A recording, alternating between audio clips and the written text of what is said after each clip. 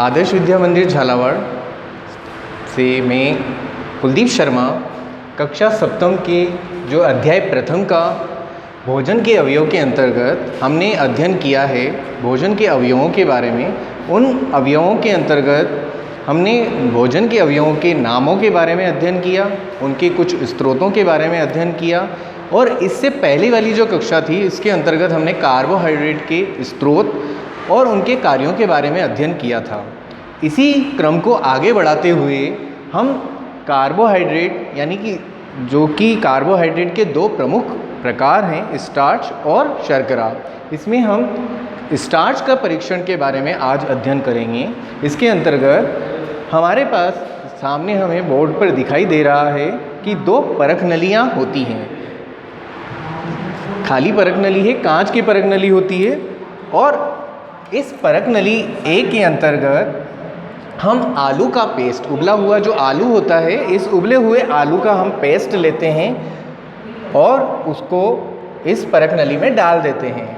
एक परख नली खाली है, इस परख नली में हम कुछ जल लेते हैं और उसे भी रख देते हैं। इन दोनों ही परख नलियों को स्टैंड पर लगाकर कुछ जो आयोडीन की बूंदें हैं वो जब हम डालते हैं तो परख नली ए के अंदर जिसमें कि आलू का पेस्ट है तो हमें इसका रंग नीला दिखाई देता है। कैसा दिखाई देता है? नीला। ऐसे ही परख नली बी के अंदर जब हम आयोडीन का विलयन डालते हैं, एक दो बूंदें आयोडीन की डालते हैं तो इसमें कोई प्रभाव नहीं पड़ता है। कहने का अर्थ यह है कि आयोडीन और स्टार्च आपस में रासायनिक क्रिया करते हैं और उसका रंग परिवर्तित हो जाता है।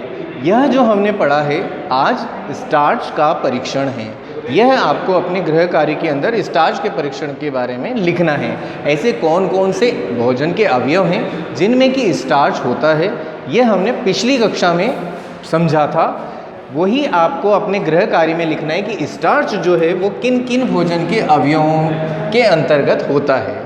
आज हमारा जो बिंदु है वो स्टार्च के परीक्षण का है और स्टार्च के परीक्षण के साथ साथ आज हम अध्ययन करेंगे दूसरे हमारे भोजन के अवयव प्रोटीन के ऊपर। प्रोटीन हमारे शरीर के लिए निर्माणकारी इकाई के रूप में जाना जाता है। प्रोटीन हमारे शरीर को क्या करता है? निर्माण करता है। जिस प्रकार से हम मकान का निर्माण करते हैं उसी प्रकार से जो प्रोटीन है, प्रोटीन भी हमारे शरीर का एक निर्माणकारी इकाई, मसल्स को स्ट्रॉन्ग करने में और हमारे शरीर की कोशिकाओं की मरम्मत करने के लिए और एंजाइमों के रूप में इस जो प्रोटीन है, प्रोटीन के अंतर्गत मुख्य रूप से जो अवयव होते हैं वो है नाइट्रोजन।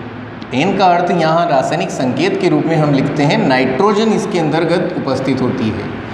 तो और एमिनो अम्लों के ये समूह होते हैं। इनके अंतर्गत जो प्रोटीन है, प्रोटीन के यदि हम स्रोतों के बारे में अध्ययन करें तो हम पाएंगे कि जितने भी प्रकार की दालें हम सेवन करते हैं, चाहे हमने सोयाबीन की दाल ली अपने भोजन में या हम तुअर की दाल या हम मूंग की दाल, किसी भी प्रकार की यदि हम दालों का सेवन करते हैं तो हमें क्या मिलेगा? प्रोटीन मिलेगा।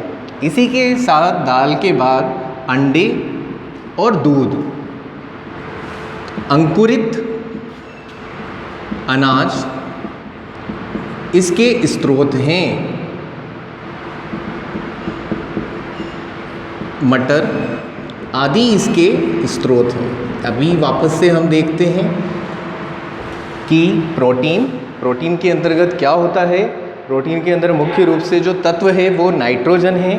और प्रोटीन के स्रोतों की बात करते हैं तो प्रोटीन के स्रोत हमें, जब हम कभी भी दाल खाएं तो हमें ये ध्यान में होना चाहिए कि दाल जब हम खाते हैं तो दालों के अंतर्गत कौन सा भोजन का मुख्य अवयव होता है? प्रोटीन। और प्रोटीन हमारे शरीर को क्या करता है?